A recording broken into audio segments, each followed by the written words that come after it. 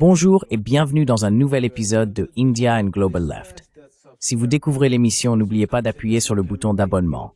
Pensez également à devenir membre YouTube, à nous soutenir sur Patreon ou à faire un petit don en utilisant le lien dans la description. Mais au minimum, regardez l'émission, aimez, partagez et commentez. Sans plus attendre, permettez-moi d'accueillir notre invité du jour, KJ No. KJ est journaliste, analyste politique, écrivain et enseignant, spécialisé dans la géopolitique et l'économie politique de la région Asie-Pacifique. KJ, bienvenue à nouveau dans India and Global Left. Merci. C'est un plaisir d'être avec vous et j'apprécie votre flexibilité concernant l'horaire.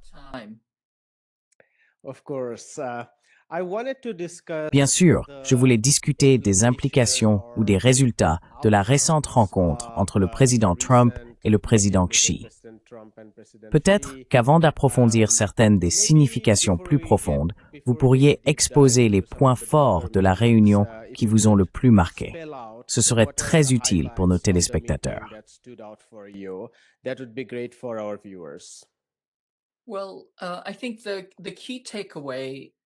Eh bien, je pense que la principale leçon à retenir, c'est que les États-Unis ont cédé.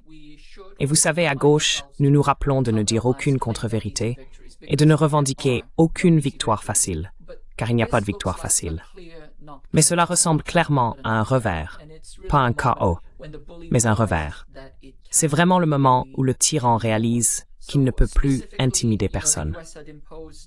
Plus précisément, les États-Unis avaient imposé des sanctions liées au fentanyl, menaçaient d'imposer de nouveaux contrôles à l'exportation, la fameuse règle des 50%, et d'augmenter le nombre d'entités sanctionnées. Ils avaient également appliqué des frais portuaires exorbitants, ainsi que de nombreuses autres mesures coercitives. Et ils ont essentiellement retiré toutes ces mesures.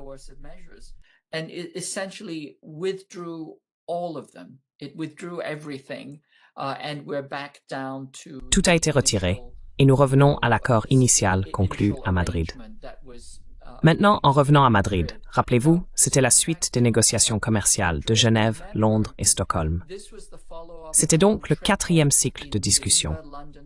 Il y avait un accord pour gérer les différends par le dialogue et la coopération, et non par la confrontation. Et dès que cela a été terminé, les États-Unis ont imposé ces mesures extraordinairement restrictives visant la Chine, ajoutant des milliers d'entreprises chinoises à la liste des entités, menaçant d'appliquer des droits de douane de 100%, des frais portuaires unilatéraux, et ainsi de suite. Ils supprimaient également les règles de minimis, les articles de moins de $800 étant exemptés, et ainsi de suite.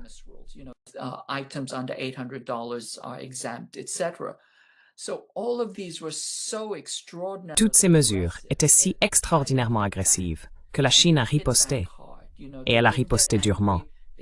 Ils ne se sont pas mis en colère, ils ont simplement répliqué. Il s'agissait des contrôles sur les terres rares qu'ils menaçaient d'imposer, comprenant également des contrôles secondaires et des restrictions sur les équipements de traitement, et ainsi de suite. Très similaire à ce que les États-Unis ont fait avec leur CHIPS Act et d'autres mesures de contrôle. Quand cela s'est produit, les États-Unis ont été stupéfaits. Ils l'étaient vraiment. Non seulement ils ont scellé, mais ils ont été choqués. On pouvait voir la désespérance. Et ils ont donc fait marche arrière.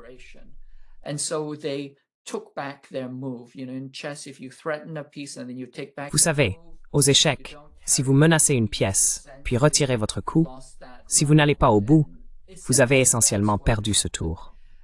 Et c'est à peu près ce qui s'est passé. Je ne pense pas qu'il soit exagéré de dire que la chaîne d'approvisionnement américaine a frôlé la mort. Elle était à quelques semaines d'un effondrement industriel. Et bien sûr, l'industrie automobile clignotait. Tous les signaux étaient au rouge. Rappelez-vous, les États-Unis se sont construits sur l'industrie automobile. Les États-Unis sont une culture de la voiture. Si vous demandez à un Américain, la première fois qu'il a fait quoi que ce soit, c'était dans une voiture. Les transitions de la vie se passent dans les voitures. On peut même se marier dans sa voiture.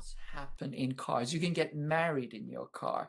The entire industrialization and urbanization. Toute l'industrialisation et l'urbanisation des États-Unis ont été conçues autour de la voiture. Donc quand l'industrie automobile menace de s'effondrer, sans parler de toute la chaîne d'approvisionnement, on sait que la situation est vraiment grave. On peut le voir, car tout le milieu des faucons anti-Chine est actuellement en colère, contrarié ou déprimé. Michael Furman, c'est, vous savez, le grand patron du principal think tank de l'État profond, le CFR, est furieux. Il traite Trump d'incendiaire et affirme qu'il a essentiellement détruit la grande stratégie américaine vis-à-vis de la Chine. Ils sont donc très en colère.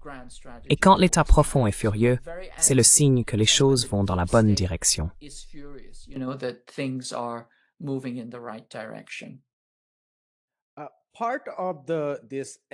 Une partie de cette colère et de cette frustration au sein de l'administration américaine provient de leur erreur d'évaluation concernant les forces et les faiblesses des États-Unis et de la Chine. Je veux dire, avant cette guerre économique, on entendait beaucoup parler de l'ampleur du marché des consommateurs américains, mais jamais de la taille du marché des consommateurs chinois. Maintenant, on commence à en entendre parler, que ce soit pour le soja ou pour le marché des puces Nvidia. De même, on n'en avait jamais entendu parler auparavant. Et par on, je veux dire que les médias grand public n'en disaient rien. Bien sûr, ceux d'entre nous qui suivaient la situation de près le savaient déjà.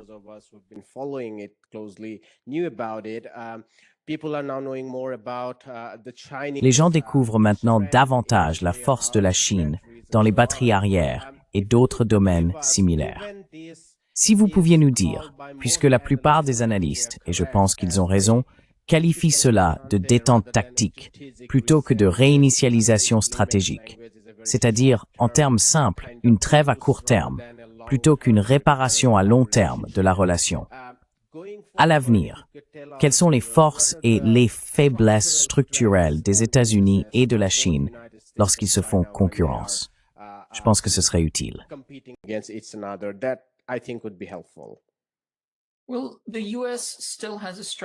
Eh bien, les États-Unis conservent une force structurelle dans leur armée.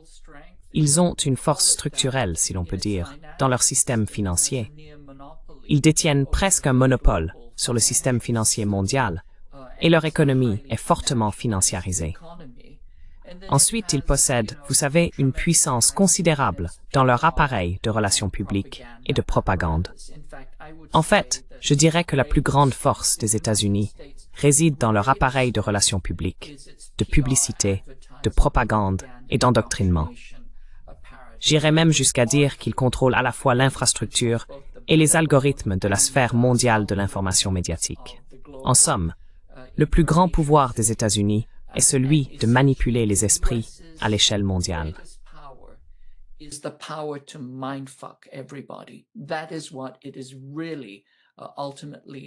C'est bien ce que c'est, en réalité. En fin de compte, vous savez, c'est là sa grande superpuissance. Mais en ce qui concerne l'erreur de calcul, les États-Unis se sont profondément et fondamentalement trompés à propos des tarifs douaniers, car ces derniers ne constituent pas une menace pour la Chine. En substance, il faut comprendre que la Chine exporte des biens vers les États-Unis et que les États-Unis exportent du papier vers la Chine. Ils exportent des dollars vers la Chine. Voilà le déséquilibre commercial. Et les États-Unis ont toujours supposé que parce qu'ils disposaient d'un vaste marché de consommateurs, ils avaient l'avantage que la Chine leur était redevable. C'est totalement faux, car l'argent est fongible, la monnaie papier est fongible, mais les biens le sont rarement, sauf dans certaines circonstances, n'est-ce pas?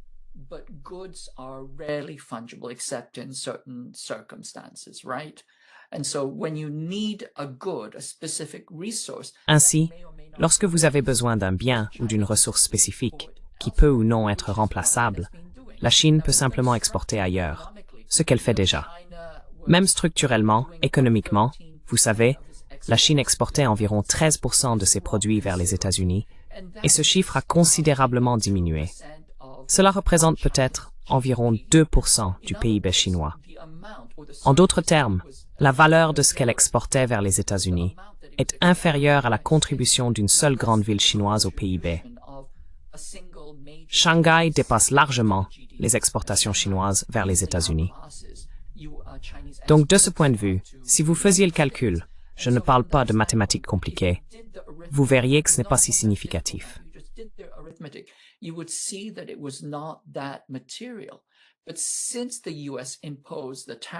Mais depuis que les États-Unis ont imposé les tarifs douaniers, la Chine s'est simplement réorientée et a considérablement augmenté ses exportations vers d'autres pays.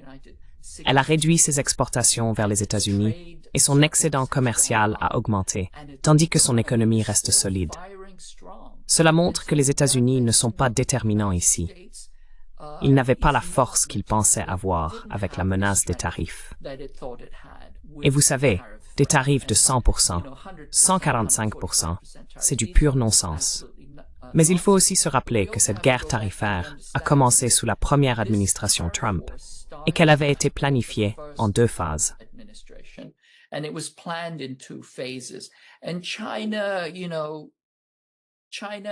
Et la Chine, vous savez, a un peu capitulé lors de la première phase des droits de douane.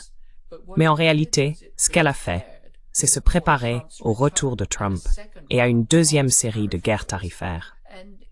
Essentiellement, lorsqu'on est dans une guerre tarifaire, une guerre cinétique ou une guerre hybride, la guerre est une compétition de courbes d'apprentissage, n'est-ce pas? Le camp qui apprend le plus vite gagne. Celui qui n'apprend pas, qui ne s'adapte pas, perd. Mais lorsque les États-Unis sont revenus, ils l'ont fait avec le même plan. L'exemple même de la folie. Faire la même chose et s'attendre à des résultats différents. À ce moment-là, la Chine était déjà bien préparée et disposait de plusieurs contre-mouvements puissants.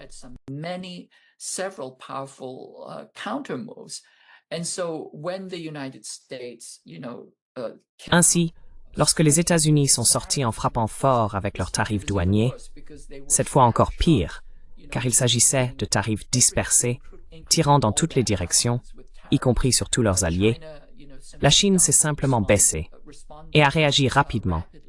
Elle s'est esquivée, puis a placé les États-Unis dans une prise d'étranglement, et cette prise concernait les terres rares. Les États-Unis ont très vite dû abandonner.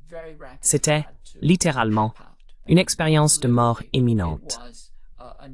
Et si vous voulez que je vous explique pourquoi les terres rares sont irremplaçables, je peux aussi le faire.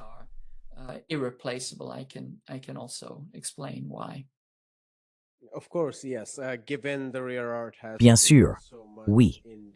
Étant donné que les terres rares ont fait tant parler d'elles dans l'actualité, et en lien avec ce que vous avez mentionné plus tôt à propos de l'industrie automobile américaine, au bord de l'effondrement et dépendante des terres rares, des batteries chinoises et ainsi de suite.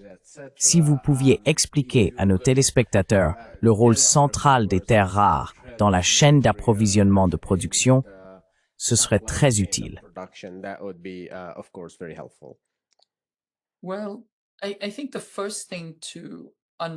Eh bien, je pense que la première chose à comprendre, c'est que Besson estime que l'avantage chinois dans le domaine des terres rares ne durera qu'1 à 2 ans. Il a dit que les Chinois avaient mis 25 ou 30 ans à le construire, mais que nous le ferions en 1 à 2 ans. Eh bien, je dirais que c'est une forme de folie, une sottise frôlant la folie. La raison en est que la Chine n'a pas mis 30 ans, mais en réalité 5 décennies, à développer son système de terres rares, son raffinage industriel et sa production d'éléments de terres rares. Cela remonte à 1972. Et la première chose à comprendre à propos des terres rares, c'est qu'elles possèdent des propriétés uniques. C'est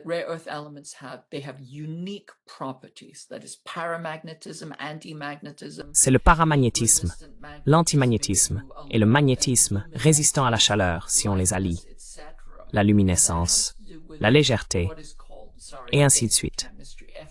Et cela a à voir avec ce qu'on appelle, désolé, la chimie de base, la structure orbitale du bloc F des couches électroniques. Il n'existe aucune technologie sur la planète qui nous permette de manipuler de manière significative ces couches électroniques ou d'en imiter les propriétés. En d'autres termes, il faut ces éléments, contrairement, par exemple, aux puces que l'on peut développer. Par conséquent, la seule façon d'obtenir des terres rares est de les extraire, de les raffiner et de les traiter. On pourrait aussi les recycler à partir de composants existants, mais c'est en réalité très difficile à cause de la manière dont ils sont fabriqués. Ils ne sont pas facilement recyclables.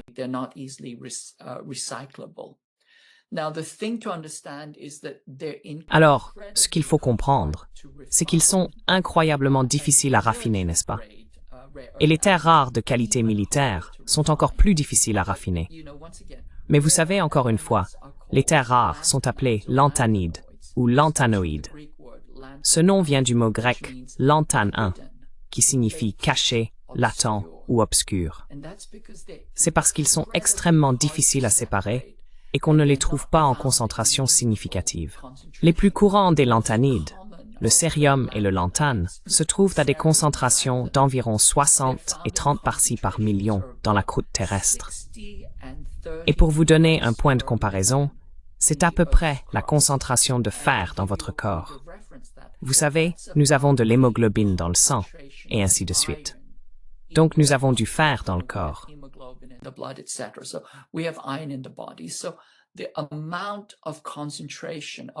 Ainsi, la concentration d'éléments de terre rares dans la croûte terrestre est à peu près équivalente à la concentration de fer dans le corps humain. Ce sont les plus courants. Les plus rares atteignent à peine 1% de ces valeurs. Raffiner une quantité utilisable de métal à partir de tel niveau de concentration revient à construire une voiture en raffinant des cadavres humains ou du plasma, ou à essayer de bâtir une maison avec des briques faites de la saleté que vous lavez de vos jeans. Chaque fois que vous lavez vos jeans, il y a un peu de saleté, n'est-ce pas? Je veux dire, si vous le faisiez suffisamment, en raffinant encore et encore, vous pourriez théoriquement construire une maison. Mais c'est incroyablement complexe, incroyablement répétitif et incroyablement énergivore.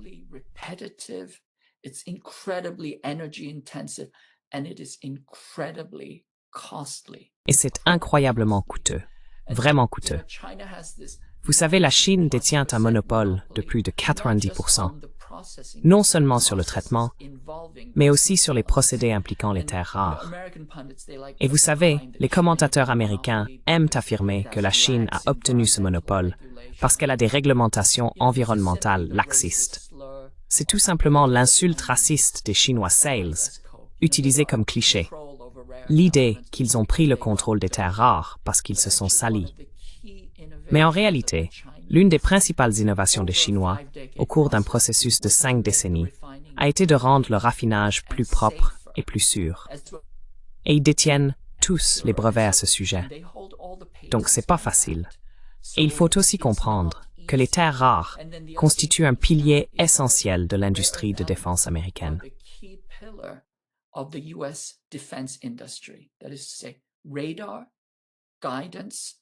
Autrement dit, le radar, le guidage, la navigation, le ciblage, l'interopérabilité interarmes, tout le champ de bataille en réseau dépendent des aimants, lasers et composants électroniques liés aux terres rares.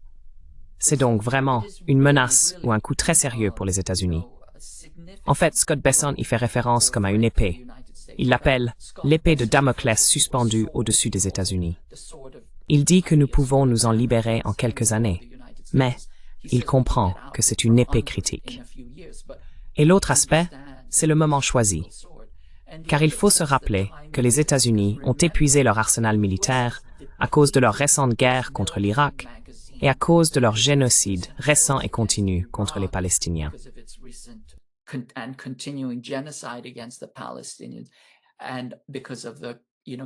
Et en raison de la guerre qui se poursuit en Ukraine, ces stocks s'épuisent.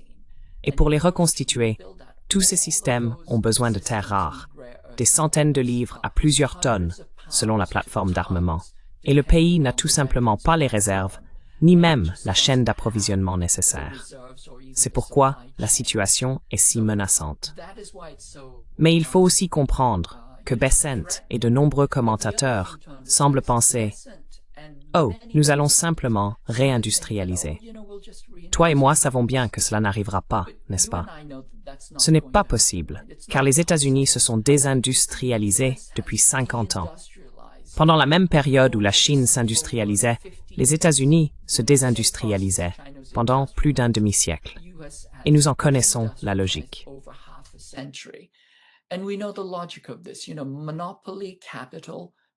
Vous savez, le capital monopolistique se financiarise. C'est une voie à sens unique sur la carte du capitalisme. Et il n'y a aucun moyen de revenir en arrière. On ne peut pas nager à contre-courant, contre le temps, contre la marée. À moins que les États-Unis ne fassent ce que la Chine a fait, vous voyez. Je veux dire, très simplement, General Motors est une entreprise américaine de fabrication automobile. Mais ce qu'elle fait surtout, c'est vendre des prêts plutôt que de fabriquer des voitures. C'est là que se trouve son principal secteur d'activité. Vous achetez un ordinateur Apple, on vous proposera un paiement échelonné.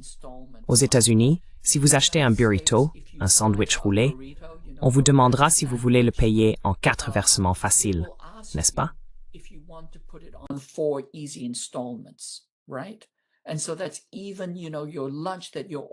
Ainsi, même le déjeuner que vous commandez est en train d'être financiarisé. Cela vous dit 2 choses. Tout est en train d'être financiarisé. Et cela montre aussi que les classes laborieuses sont tellement appauvries qu'elles doivent emprunter de l'argent, s'endetter, simplement pour déjeuner. C'est la logique inexorable du capitalisme. L'argent engendre des marchandises, engendre M', plus d'argent, et c'est désormais transformé en argent générant plus d'argent, ou en argent réclamant simplement plus d'argent, de M à M'. C'est la structure dans laquelle nous vivons. Et ce n'est pas quelque chose que l'on peut défaire. On ne peut pas remonter le temps.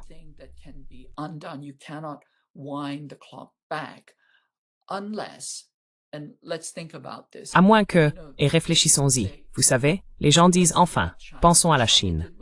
Ce que la Chine a fait, c'est introduire des éléments de capitalisme de marché afin de battre le capital à son propre jeu. Maintenant, la question est, le capitalisme américain peut-il mettre en œuvre le socialisme pour rivaliser avec la Chine?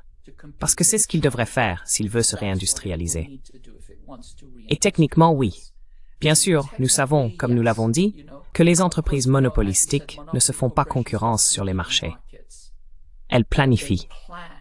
Et cette planification ressemble à ce qui pourrait techniquement se produire dans un système socialiste planifié. Mais malheureusement, ce qu'elles planifient, ou plus précisément ce qu'elles manigancent, ce sont des choses indésirables. Elles produisent des maux sociaux.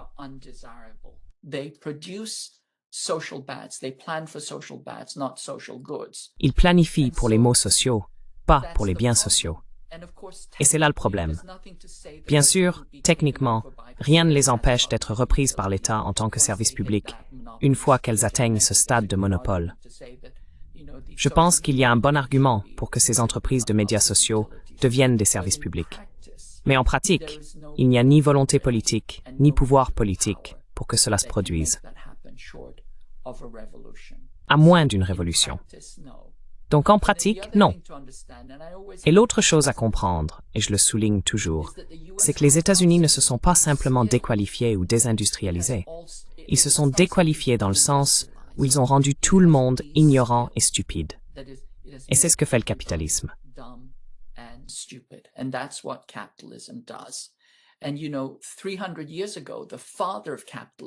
Et vous savez, il y a 300 ans, le père du capitalisme, Adam Smith, l'avait prédit. Il parlait de la mutilation mentale causée par la division du travail sous le capitalisme. Il disait qu'une personne deviendrait aussi stupide et ignorante qu'il est possible pour un être humain de l'être. C'est ce contre quoi il mettait en garde, n'est-ce pas? Et nous avons récemment vu ces statistiques. Le QI a baissé. Il diminue d'environ 1 point tous les 4 ans. Seuls 5% des gens peuvent faire ce que 25% pouvaient faire en 1994. Quand j'enseigne à l'université ou en école doctorale, je le constate. L'écriture, le raisonnement, les niveaux de littératie baissent chaque année. On peut voir cette forme de déqualification, cette création d'une population de personnes peu instruites et ignorantes.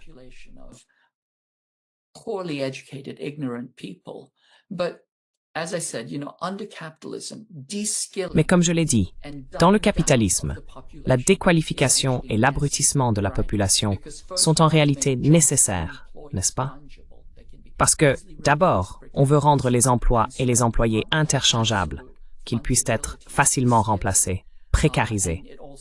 On recherche donc cette interchangeabilité absolue et cette déqualification. Cela garantit aussi la conformité et la discipline, puisque tout le monde sait qu'il est immédiatement remplaçable. Et ensuite, on veut également empêcher la pensée critique qui remettrait en cause le système. On veut donc des gens stupides. Le système créé prospère grâce à et se maintient par l'ignorance, l'illettrisme et la stupidité.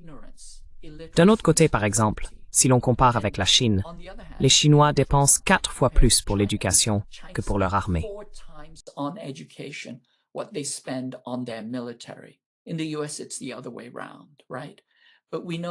Aux États-Unis, c'est l'inverse, n'est-ce pas?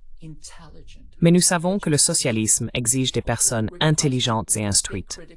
Il requiert des gens capables de penser de manière critique, des penseurs transdisciplinaires, créatifs, et il valorise le développement humain. Le socialisme a besoin de personnes intelligentes et en engendre, tandis que le capitalisme a besoin de personnes exploitables et en engendre. Et pour cela, il nécessite le sous-développement humain. Il exige la stupidité humaine. Il a besoin de gens désautonomisés, intimidés, exploitables et faciles à maltraiter. Et c'est pourquoi, tu sais, c'est là la contradiction fondamentale. Et c'est ce que des personnes comme Bézant ou Fromm n'aborderont jamais. Donc oui, cela ne se produira pas en 1 ou 2 ans. Et je doute même que cela arrive dans 5 à 10 ans.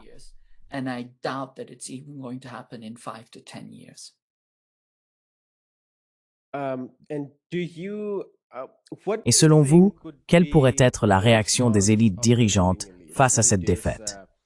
Je veux dire, à bien des égards, les États-Unis se trouvent désormais confrontés à un rival économique capable de leur infliger de réels dommages matériels et économiques.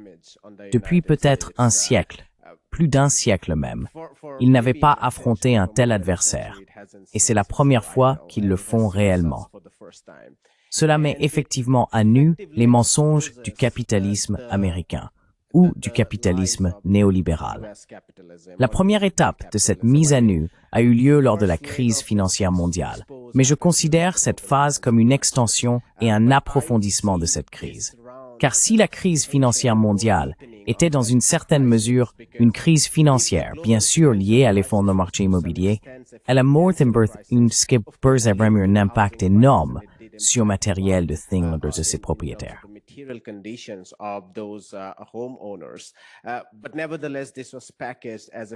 Mais néanmoins, cela a été présenté comme une crise financière. Cette fois, cependant, cela impliquait le commerce, le transfert de technologie, le travail, et nous voyons des durcissements à l'encontre des visas H-1B. Ça touche toutes sortes de questions, tous les aspects de la société et de l'économie. Et les États-Unis ont échoué. Je veux dire, Donald Trump est arrivé au pouvoir en s'appuyant sur le mécontentement vis-à-vis de la mondialisation et du capitalisme néolibéral. Bien sûr, en répandant des mensonges. Et je m'attends à ce qu'ils en propagent encore davantage cette fois-ci. Selon vous, quelle serait la voie à suivre du point de vue des élites dirigeantes? Et comment les citoyens américains devraient-ils réagir face à cette crise?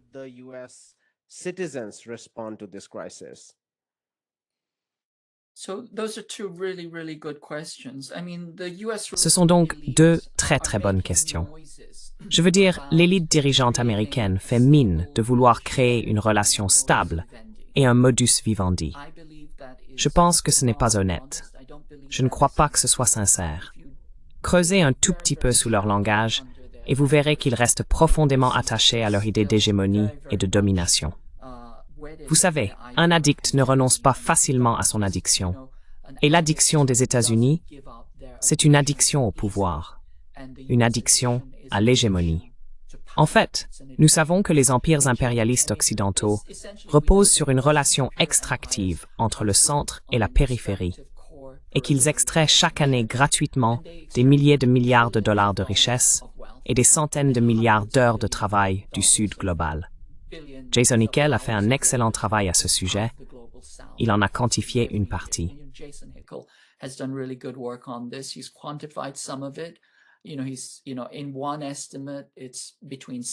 Selon une estimation, entre 60 et 150 000 milliards de dollars ont été prélevés gratuitement sur le Sud global depuis 1960.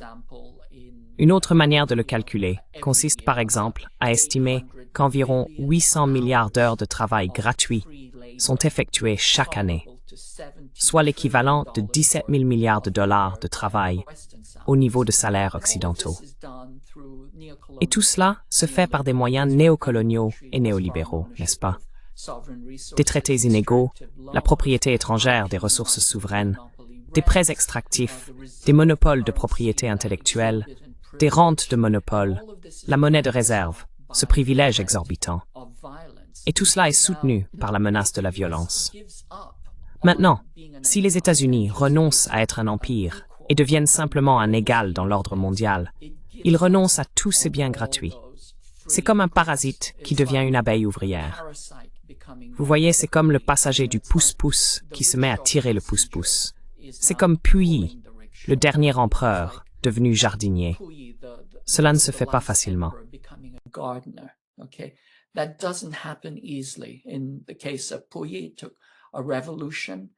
Dans le cas de Puyi, il a fallu une révolution, puis 10 ans, une décennie de rééducation. La question est donc, l'Occident peut-il effectuer ce réajustement? Peut-il manger de l'amertume pendant des générations comme les Chinois? Sont-ils prêts à travailler dans des usines? Les élites le permettront-elles? Les dépendants peuvent-ils se sevrer de leur habitude du pouvoir? Ou, comme je l'ai déjà dit, peuvent-ils renoncer à leur contrôle sur la planète? Je crois que l'élite impériale dirigeante préférerait détruire la planète plutôt que de renoncer à son pouvoir et à ses privilèges. Mais vous savez, nous verrons bien. Je pense qu'il y a certainement beaucoup de recalibrage en cours.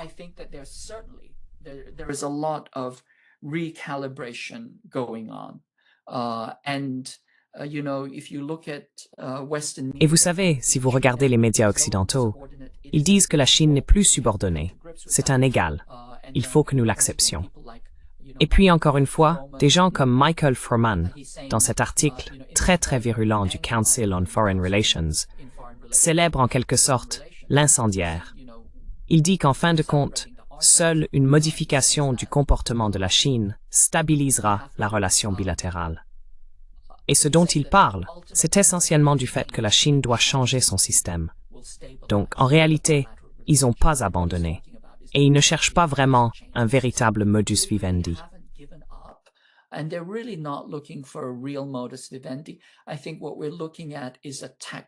Je pense que ce que nous voyons, c'est une remise à zéro tactique, une recalibration tactique, pendant qu'ils évaluent les dégâts de la bataille et essaient de se reconstituer pour un nouveau cycle. Et c'est pourquoi Besson ne cesse de dire « Oh, vous savez, ce n'est qu'un revers temporaire. 1 ou 2 ans, nous nous rétablirons, et ensuite tout ira bien. » Et Froman dit « Nous devons continuer à construire des coalitions économiques et militaires pour dissuader, c'est-à-dire agresser et surpasser, c'est-à-dire dominer, subjuguer la Chine. » Donc je ne pense pas qu'il y ait un changement d'état d'esprit, mais il y a certainement du mécontentement, certainement de la dépression et certainement de la colère.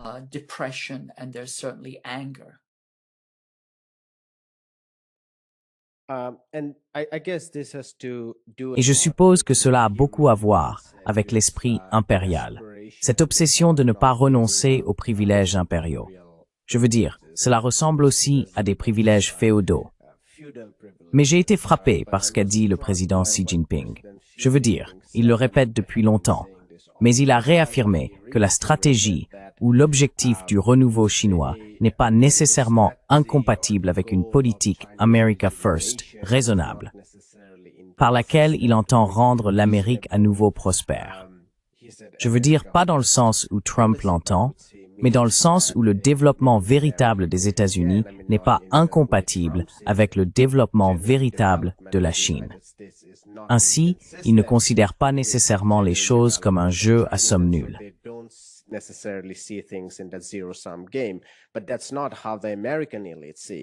ce n'est pas ainsi que l'élite américaine le voit. Elle considère toute montée en puissance de la Chine comme une perte ou comme un coût pour l'ambition et l'empreinte impériale des États-Unis.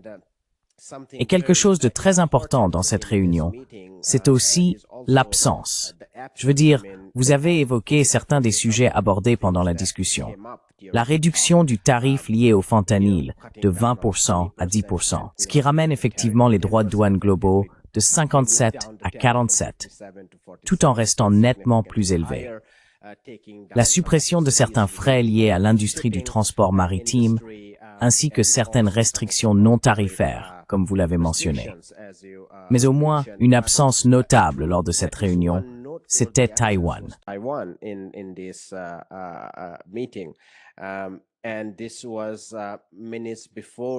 Et cela s'est produit quelques minutes avant que Trump n'annonce que les États-Unis allaient reprendre les essais nucléaires.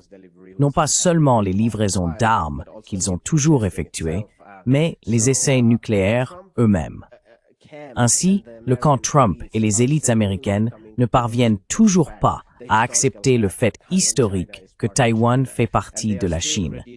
Et ils sont encore prêts à aller jusqu'à la guerre, s'ils le souhaitent, à propos de Taïwan. Quelle est votre perception de la dimension géopolitique de la relation entre les États-Unis et la Chine, qui bien sûr n'a pas été abordée dans ces discussions, mais plane en arrière-plan?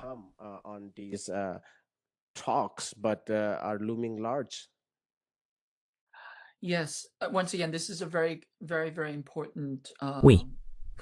Encore une fois, c'est un commentaire très très important. Et vous savez, encore une fois, vous avez tout à fait raison.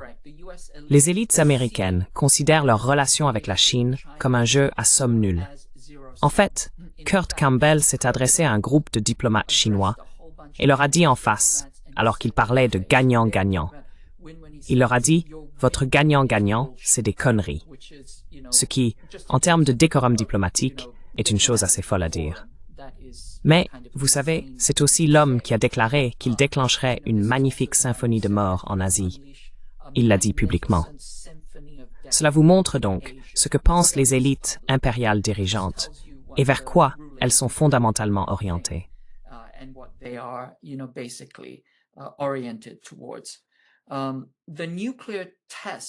Le test nucléaire juste avant la réunion est très très intéressant, car c'est une forme de communication que les États-Unis utilisent toujours avant leur rencontre.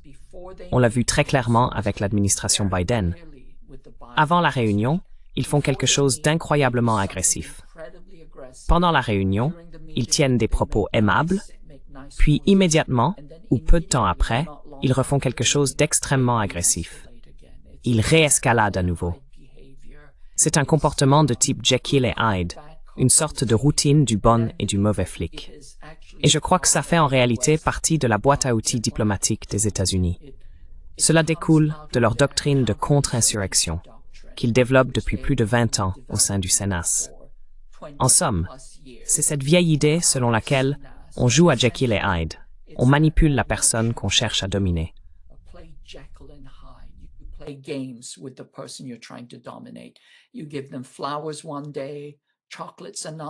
Un jour, vous leur offrez des fleurs, un autre des chocolats, et le lendemain, vous leur administrez des coups. Ce sont des chocolats et des coups, des fleurs et des coups, encore et encore. C'est une manière de démoraliser et de troubler les gens, de les saper.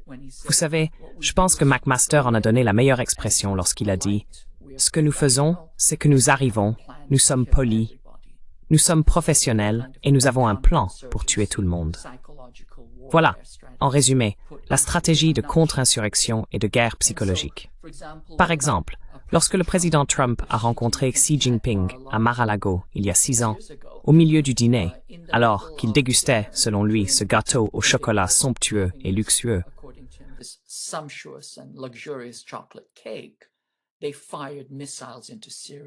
ils ont tiré des missiles sur la Syrie et ont chuchoté cela à l'oreille de Xi Jinping. Vous savez, pendant qu'il mange le gâteau au chocolat, il lui dit « Nous venons de bombarder la Syrie ». L'idée, c'est, vous voyez, de le faire s'étouffer avec le gâteau au chocolat. Et on retrouve un écho de cela. Juste avant d'entrer en réunion avec la Chine, on annonce qu'on va reprendre les essais nucléaires.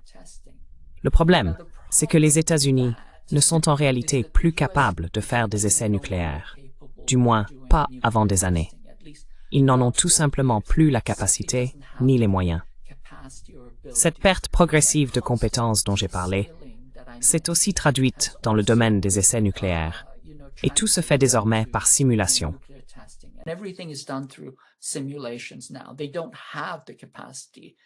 Ils n'ont plus la capacité, tu sais, de faire un essai souterrain, ou même un essai en surface, ou quoi que ce soit.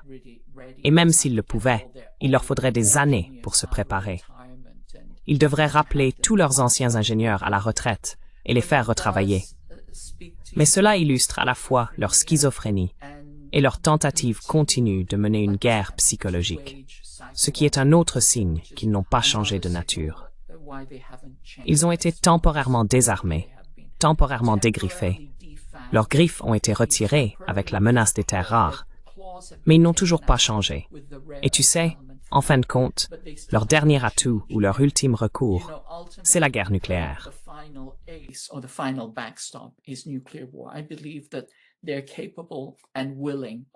Je pense qu'ils sont capables et disposés à mener une guerre nucléaire. Donc tout cela se résume, par exemple, aux droits de douane. Les droits de douane sont censés être de 47%. Mais souvenez-vous qu'il faut en faire la moyenne, car il existe de nombreuses exemptions. Si l'on regarde le taux effectif réel, il est probablement d'environ 27,8% selon la Yale Budget Review. Et si l'on retire 10% pour ce qu'on appelle la réduction fentanyl, alors la Chine fait face à un taux de droits de douane effectif de 17,8%, ce qui est en fait, vous savez, raisonnable par rapport à d'autres pays, y compris les alliés des États-Unis. Je veux dire, le Japon a dû céder 550 milliards pour obtenir ce taux réduit. Le Brésil et l'Inde font de toute façon face à des taux bien élevés. Des taux bien plus élevés, n'est-ce pas? Donc, les États-Unis, vous savez, intimident leurs alliés ou leurs alliés potentiels, tout en essayant de se montrer conciliants avec la Chine. Et cela, encore une fois, comme je l'ai dit, est dû à l'expérience de quasi-mort qu'ils ont vécue à propos des terres rares. Mais il faut aussi comprendre que la Chine n'a pas levé les contrôles sur les terres rares à usage militaire. Ceux-ci ont été imposés en avril de l'année dernière. Les 6 éléments de terres rares lourds, à usage militaire ou à double usage. Ils restent soumis à un contrôle strict, et je doute sérieusement que la Chine renonce à ce contrôle, car elle sait ce que les États-Unis préparent.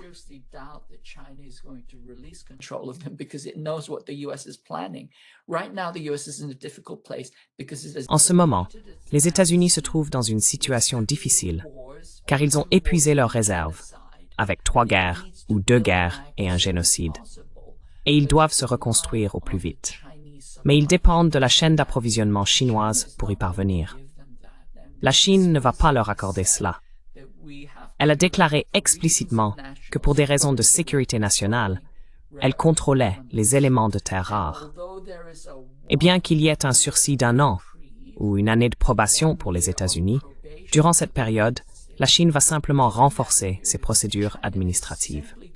Ainsi, la prochaine fois que la question se posera, 1 an plus tard, les règles seront encore plus strictes et plus rigoureuses.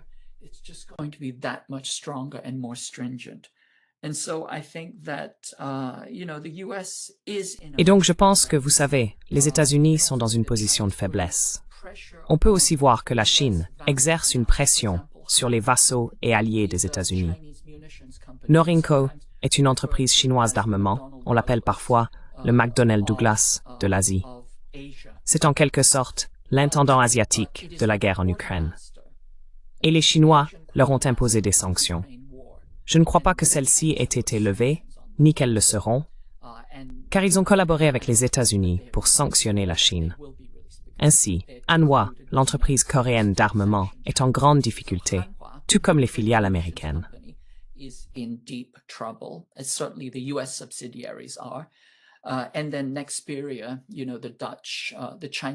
Et puis Nexperia, vous savez, les Néerlandais, l'entreprise chinoise qui se trouvait aux Pays-Bas, a mené une sorte d'OPA hostile et a tenté de saisir des fonds chinois par des mesures d'urgence.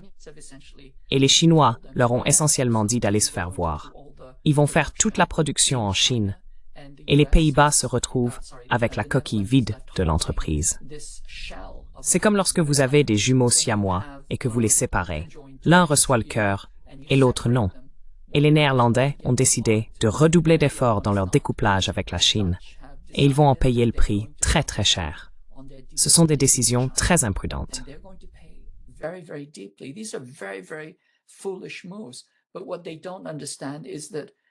Mais, ce qu'ils ne comprennent pas, c'est que lorsque le tyran se frustre, il va d'abord s'en prendre à ses acolytes.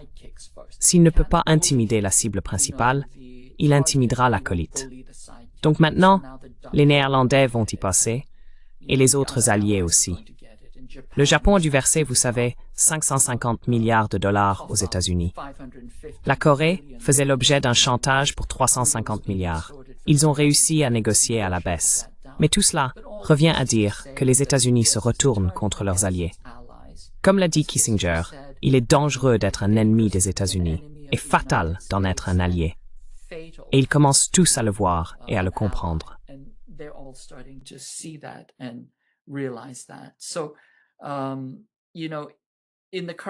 Alors, vous savez, en ce moment, il y a une sorte de réajustement tactique, mais je pense que l'effusion de sang n'est pas terminée. Et cette effusion de sang se fera sentir tout autour des alliés des États-Unis. Ils doivent comprendre qu'ils doivent agir différemment. Pour vous donner un peu de contexte historique, dans les années 1920, la communauté afro-américaine a construit une ville prospère, souvent appelée Black Wall Street. C'était un endroit où l'on trouvait des hôpitaux, des cabinets d'avocats, des médecins et des dentistes afro-américains. C'était une communauté florissante et prospère. Et la communauté blanche l'a réduite en cendres. Ils ont tué au moins 300 personnes, blessé des milliers d'autres et l'ont complètement détruite. Pourquoi?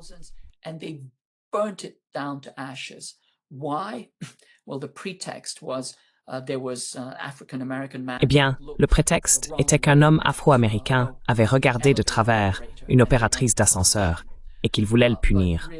Mais en réalité, il ne supportait tout simplement pas l'idée de la richesse noire. Comment ces Noirs, ces Afro-Américains, leurs anciens esclaves, pouvaient-ils devenir avocats, médecins, dentistes et, vous savez, avoir leur propre économie, ne pas leur être subordonnés?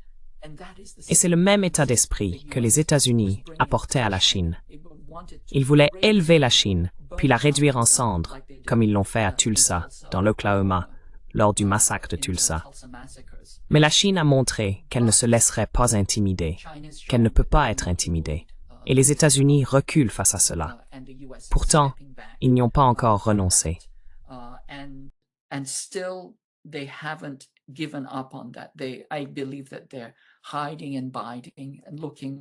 Je pense qu'ils se cachent et attendent leur heure, cherchant d'autres moyens d'attaquer. Si ce n'est pas le Venezuela, alors le Nigeria, puis un autre pays. Ils cherchent d'autres endroits à déstabiliser et à renverser, surtout autour de la périphérie de la Chine, pour voir s'ils peuvent créer ce genre de capitalisme sans loi, de type mafieux, tout autour d'elle. Souvenez-vous, le Myanmar est revenu à une forme de capitalisme mafieux fondé sur la traite d'esclaves, avec des escroqueries en ligne gérées par des esclaves. C'est vraiment un retour fondamental à l'accumulation primitive, à un pur gangstérisme, que nous avons vu par exemple au Manchukuo et dans tout le Myanmar, mais aussi à de nombreuses étapes du développement capitaliste précoce. On y est revenu. Et donc, vous savez, je pense que les gants sont tombés. And so, I think that, the gloves are off. They're going to just look for other ways and other means. Ils vont chercher d'autres moyens et d'autres façons d'essayer de saper la montée du Sud global multipolaire. Et le rôle, selon moi, des populations du Nord global est d'abord d'empêcher les États-Unis et les pays occidentaux d'entrer en guerre, car c'est leur ultime recours, c'est ce qu'ils prévoient. Ensuite, la deuxième tâche, plus subtile mais plus difficile, consiste à démagnétiser et décoloniser leurs esprits. Parce que les États-Unis considèrent l'esprit comme un champ de bataille. Ils estiment que l'enjeu le plus important est de dominer le récit.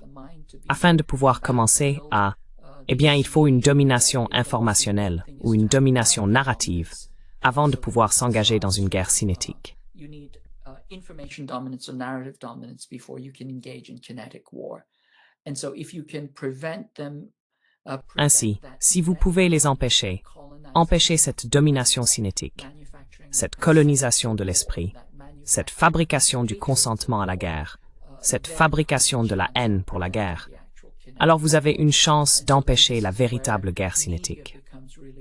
Et c'est là que les médias deviennent vraiment importants, en particulier les médias alternatifs comme le vôtre. J'ai remarqué qu'il existe des sections ou des secteurs de ce qu'on appelle les médias alternatifs, qui génèrent de la haine envers le Sud global, attaquant les BRICS, attaquant la Chine, attaquant tous les pays du Sud global. Pourquoi ne font-ils rien? Ils doivent être plus agressifs. Ils font quelque chose. Ils avancent à leur propre rythme. Ils construisent leur structure de pions. Ils ne vont pas plonger tête baissée dans un gambit agressif et sacrifier leur reine.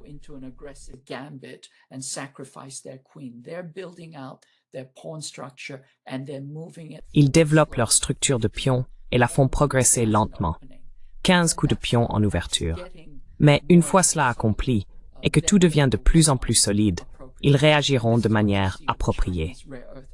C'est ce que l'on observe avec la réponse de la Chine concernant les éléments de terre rares. Ils se sentent suffisamment forts et stables pour pouvoir réagir de façon très, très ferme, et les États-Unis se lèvent et prennent note. En fin de compte, ce que le Nord global doit faire, c'est soutenir les expériences souveraines, socialistes et progressistes du Sud global, plutôt que de les attaquer, car c'est là que naissent l'espoir et les possibilités. Il existe de multiples expériences, toutes différentes, mais il se passe quelque chose d'organique, d'important et de fondamentalement transformateur.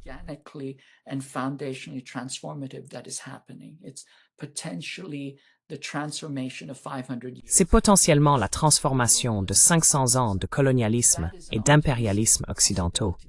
C'est une possibilité optimiste.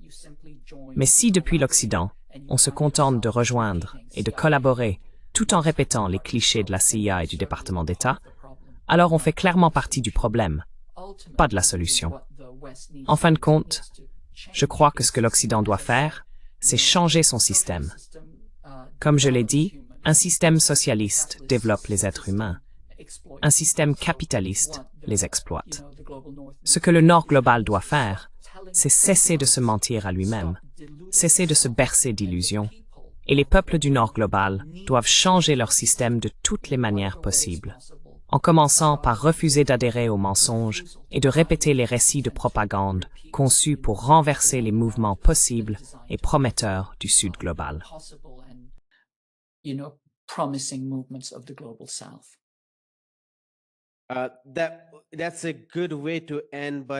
C'est une bonne façon de conclure. Mais si je pouvais poser une dernière question, étant donné l'importance que j'accorde à votre remarque sur la nécessité de construire une solidarité à travers le Sud global. Comme vous, je vois qu'il y a des lueurs d'espoir dans le Sud global. Nous voyons en Asie de l'Ouest notamment de nouvelles manières de survivre face à l'Empire. Nous voyons aussi le nouveau président, je crois, au sein du KMT à Taïwan, qui a promis, il y a quelques jours environ, un siècle de paix à travers le détroit. Le président Lee, en Corée du Sud, se trouve dans une situation très sérieuse, n'est-ce pas? Je veux dire, un investissement de 350 milliards de dollars pourrait entraîner un effondrement considérable. Les réserves de change de la Corée du Sud s'élèvent à environ 400 milliards de dollars. Forex reserve amounts to about $400 billion. That would be like more than 90% of. Cela représenterait plus de 90% du total. Si tout cela devait affluer d'un seul coup, ce serait impossible. Je veux dire, la Corée du Sud affirme que 200 milliards de dollars pourraient arriver par tranche de 10 milliards. Et qu'en plus de cela, elle aurait une participation de 50-50 dans la construction navale, entre autres. Mais si 350 milliards de dollars étaient imposés et extraits de la Corée du Sud comme un tribut, cela anéantirait l'économie coréenne. C'est simplement pour replacer les choses dans leur contexte. D'un côté, la Chine parvient à résister presque seule à l'assaut impérial, même si je ne veux pas minimiser les alliés qu'elle s'est constitués. Tandis que les États-Unis, surtout sur le papier, compte beaucoup plus d'alliés. Largely on paper have much more allies, but the rest of the global south is also facing the brunt. We have seen. Mais le reste du Sud global subit également le contre-coup. Nous l'avons vu dans le cas de l'Inde, du Brésil et ainsi de suite. Étant donné cette réalité, et étant donné qu'une grande partie du monde non occidental ne dispose pas des atouts de la Chine, il est d'autant plus important de se relier et, comme vous l'avez dit lors de notre dernière émission, de construire une solidarité pour résister au cœur impérial. Je voudrais donc conclure en vous demandant, en tant qu'observateur occidental, que pensez-vous des réactions du reste du Sud global, pas de la Chine, mais du reste du Sud global, face à cette folie du capitalisme impérial tardif?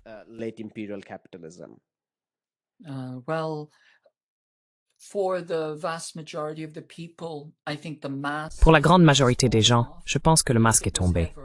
S'il a jamais été intact, ils voient désormais à travers. Ils perçoivent la faillite fondamentale du système impérial et de sa prétention à l'universalité. Souvenez-vous, l'Occident a toujours revendiqué ce type d'universalité, de sa morale et de ses normes à l'échelle du monde entier. Et il a affirmé, vous savez, la fin de l'histoire. Or, la Chine a rompu avec cela, parce qu'elle s'est développée selon ses propres termes. Traditionnellement, la doctrine, la doxa, était que si vous vous développez, vous devez devenir plus occidental. Si vous voulez devenir moderne, vous devez devenir plus occidental, plus capitaliste, capitaliste néolibéral.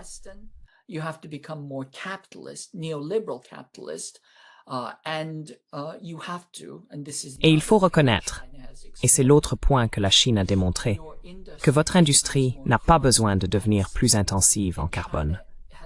La Chine a fait voler en éclats ces trois mythes. Vous n'avez pas besoin de devenir occidental.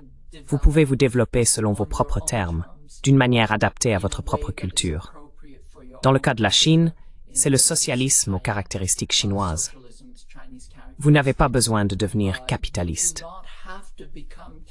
Vous pouvez vous développer de la façon la plus appropriée à votre système et à votre peuple. Et vous n'avez pas besoin de devenir plus intensif en carbone. La consommation de carbone de la Chine a atteint son pic. Elle a toujours été, vous savez, une nation créancière en termes d'émissions totales de carbone, car ce sont les émissions totales qui comptent, pas les émissions annuelles, ni les émissions quotidiennes.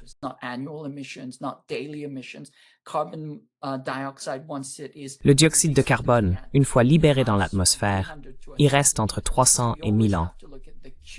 Il faut donc toujours considérer la quantité cumulative. Et si l'on regarde cette quantité cumulative et la part équitable de la Chine par rapport à sa taille, elle a toujours été une nation créancière. Elle a toujours utilisé moins que son budget réel. Mais malgré cela, la Chine a pris des engagements pour se décarboner et elle a commencé à le faire. Elle a déjà, vous savez, atteint son pic d'émissions de carbone et celle-ci diminue.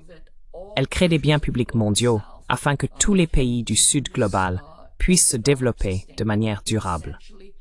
En somme, elle transforme le développement durable et la technologie durable en un bien public mondial afin que chacun puisse puiser dans les biens communs mondiaux que sont le soleil, le vent et les vagues. Vous savez, les capitalistes occidentaux, ils ne peuvent pas s'approprier le soleil, le vent et les vagues.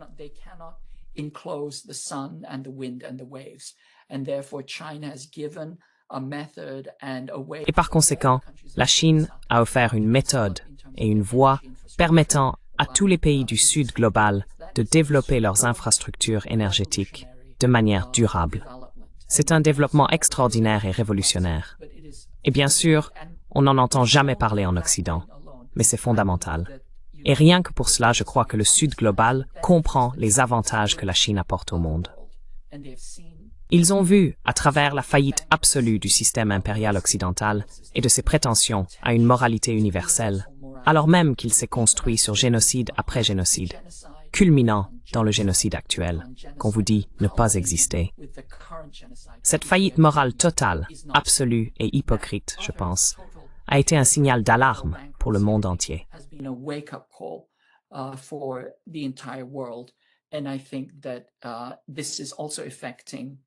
Et je pense que cela affecte également les alliés des États-Unis. En Corée du Sud, par exemple, considérés comme un vassal, ils n'ont pas suivi le programme de Trump. Ils ont résisté. Le Japon, lui, l'a fait. À Taïwan, le parti d'opposition parle désormais de rétablir les relations et de renforcer les liens avec la Chine. Le DPP, ainsi que des figures comme William Lai, ont été critiqués dans les médias occidentaux comme étant imprudents et, disons, des électrons libres. On peut donc constater que même parmi les vassaux occidentaux, le discours évolue et les gens commencent à comprendre les choses d'une manière complètement différente. Je pense qu'il y a de l'espoir et de l'optimisme, tout simplement en raison des transformations profondes qui se produisent dans le Sud global, portées et consolidées par l'exemple de la Chine.